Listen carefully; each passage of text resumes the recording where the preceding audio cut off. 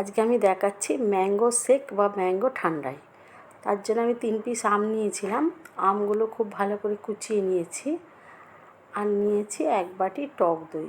আমটা প্রথমে মিক্সিতে দিয়ে দিলাম, দিয়ে আর 1 বাটি টক দই আমি এর মধ্যে ঢেলে দিলাম।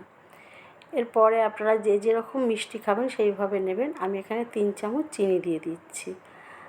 চিনিটা দেওয়ার পরে আমি খুব সামান্য একটু বিট লবণ দিলাম, দিয়ে বাটিটা ধুয়ে জল দিয়ে দিলাম যেটা দই ছিল, দিয়ে আমি এবারে মিক্সিটা একটু পেস্ট করে নেব।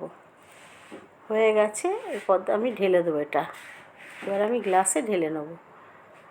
ঢালার পর এটা কিন্তু খেতে দারুণ হয়, এইভাবে করে দেখুন। আর গরমের সময় তো খুব ভালো লাগে, আর গরমের সময় আমটা ভালো পাওয়া যায়, তো দারুণ লাগে খেতে। যেহেতু পাকা আমটা মিষ্টি, তাই জন্য আমি চিনি কম দিয়েছি, আপনারা সেরকম বুঝে মিষ্টি দেবেন। এরপরে আমি এর মধ্যে বরফ দিয়ে দিচ্ছি। কেউ যদি চান শুধু ঠান্ডা জল দিয়েও করতে পারেন, বরফ নাও দিতে পারেন।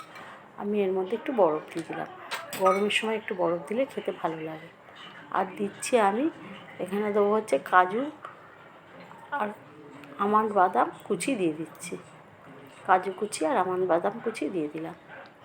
দিয়ে এবার এটাকে সার্ভ করে দেবো। ভালো লাগলে লাইক, শেয়ার, কমেন্টস।